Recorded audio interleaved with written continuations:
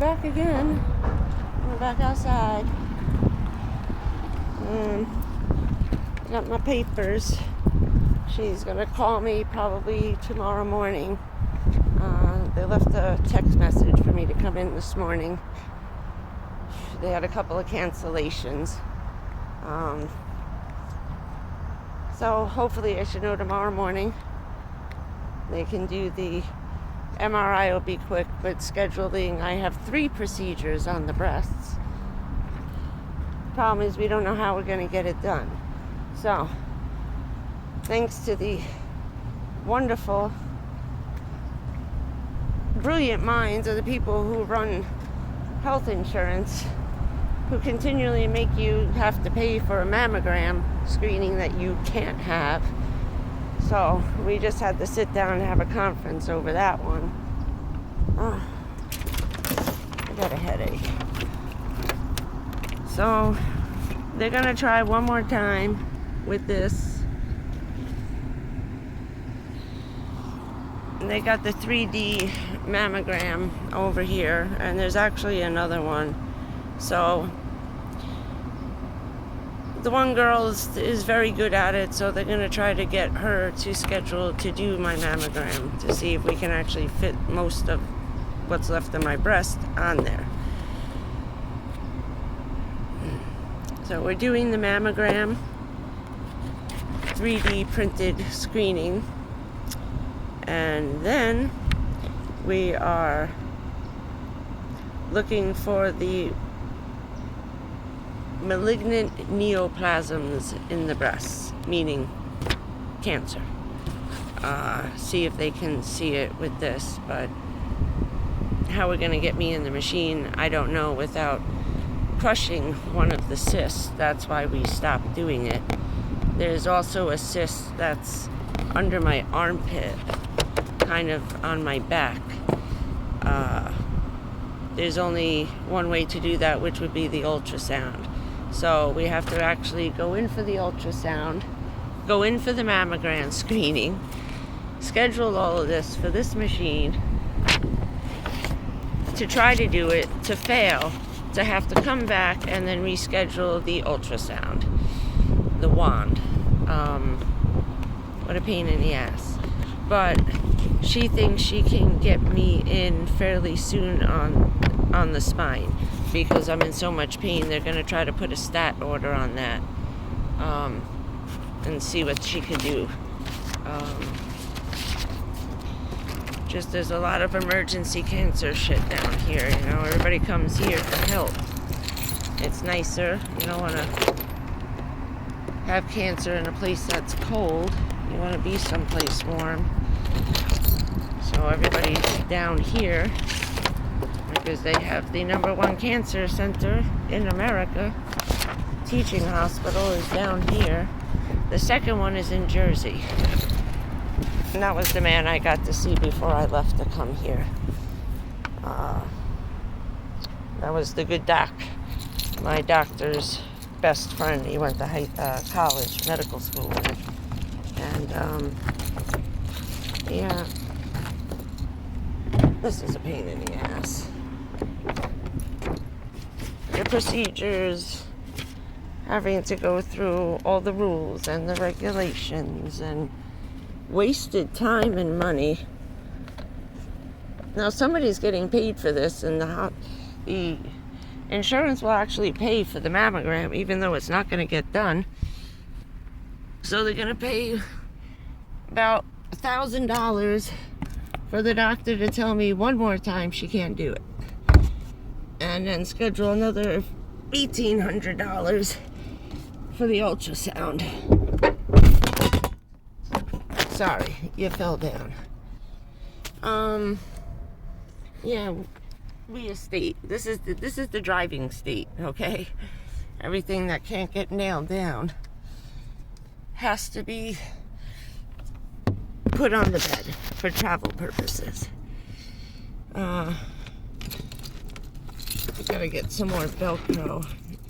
I don't even know what I'm doing today. I just, it's like 2 o'clock. I woke up. My back was hurting. It was freezing. Oh, we got our update. It's going to be 42 to 45 degrees. What's today? The 18th? Starting the 21st. The 25th through November 1st, we could get down to 40 degrees. That's not a lot of days from now. Today's almost the 20th. I think I'm gonna keep.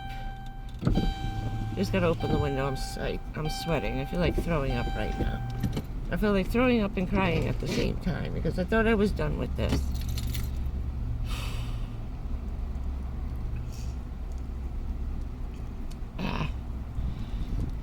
Sorry. Just taking a moment to breathe. I hate being in there. I hate the smell of the place. It's just sitting in that waiting room. I spent the last 7 years in there every 14, 21 days, 3 weeks, 6 weeks. I'm in there once a month. Now we gotta start this, sorry, horse shit all over again.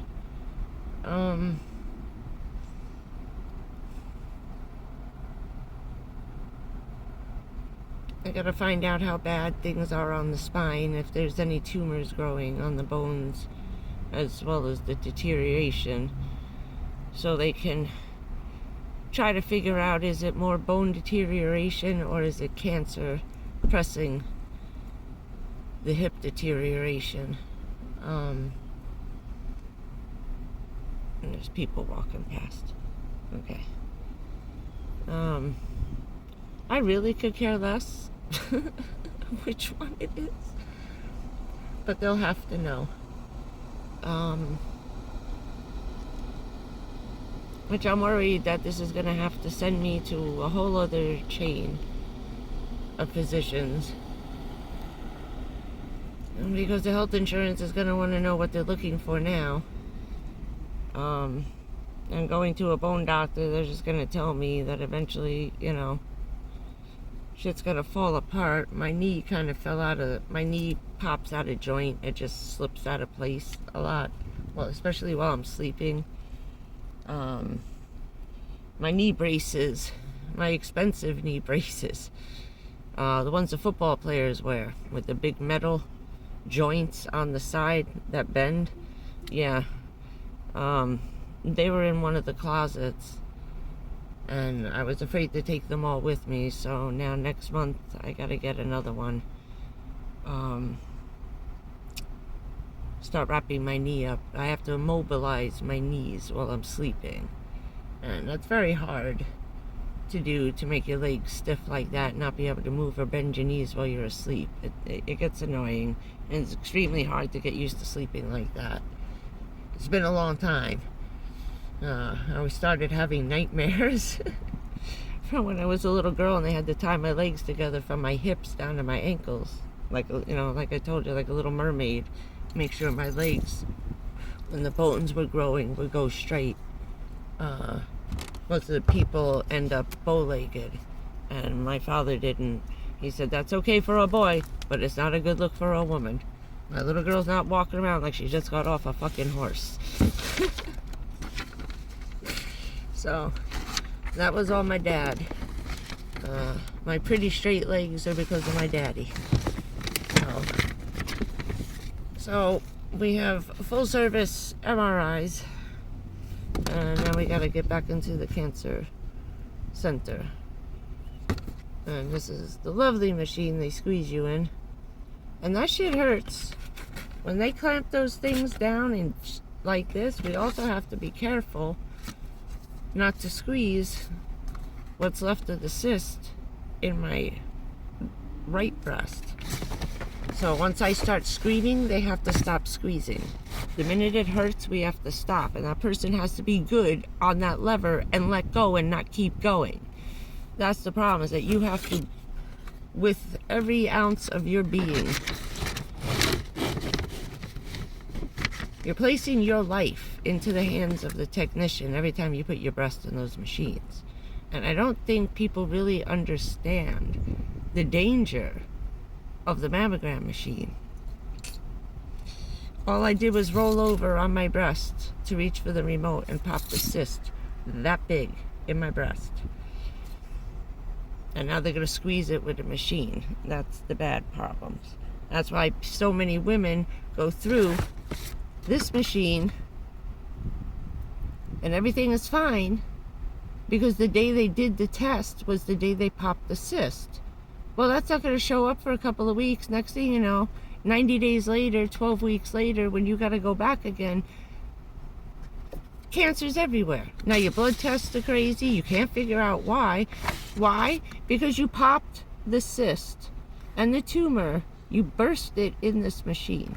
This machine is responsible for, I'd say, at least 45% of the cancers in women. That's why we stopped using it, and that's directly out of the cancer surgeon, who says they're a menace to society. He only uses the wand or x-rays. He stopped sending women for mammograms. He said they caused too much damage you didn't know was there yet. You know, they're taking pictures and then they try to zoom in and move you a little closer and try and stuff more of your breast in that thing while they're clamping down on it.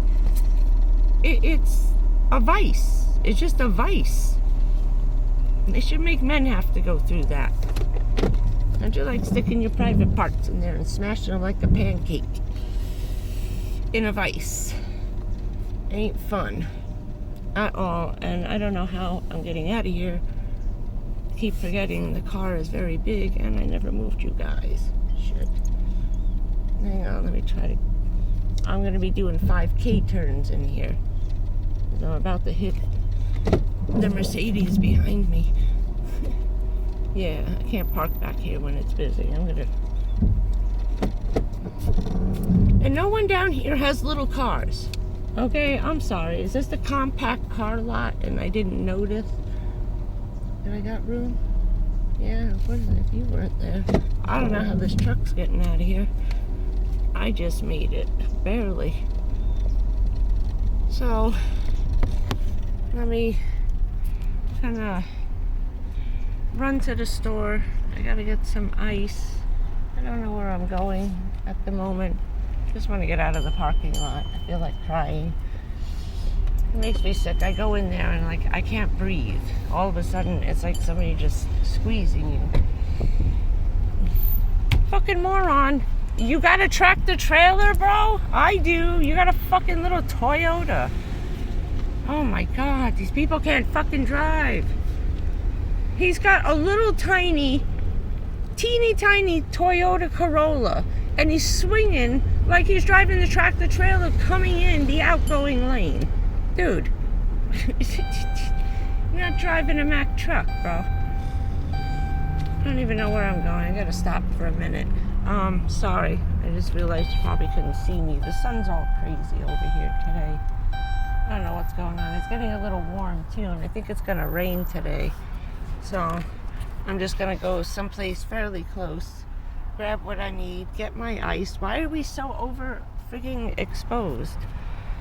Okay, I can't work this camera today. I don't know what's going on, and I'm really tired of this phone.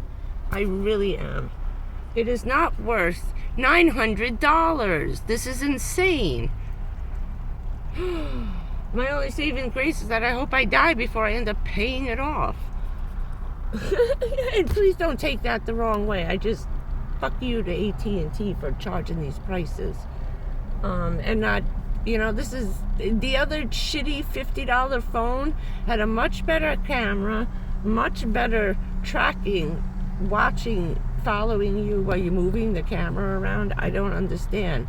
And this overexposure is just, it's awful. It can't focus. You can barely see me. I can barely see myself through the white, and we're inside the car. I don't understand what's wrong with this thing. So, this is 14 minutes of bullshit. Let me get this done. I have some stuff. I gotta make some more phone calls today. And gonna take a breath. Breathe. Maybe get some ice cream. Shit, someone's behind me. I gotta move. I love you guys. I'll see you later. I'll post this up. Have a lovely day if you can see me. Bye, guys.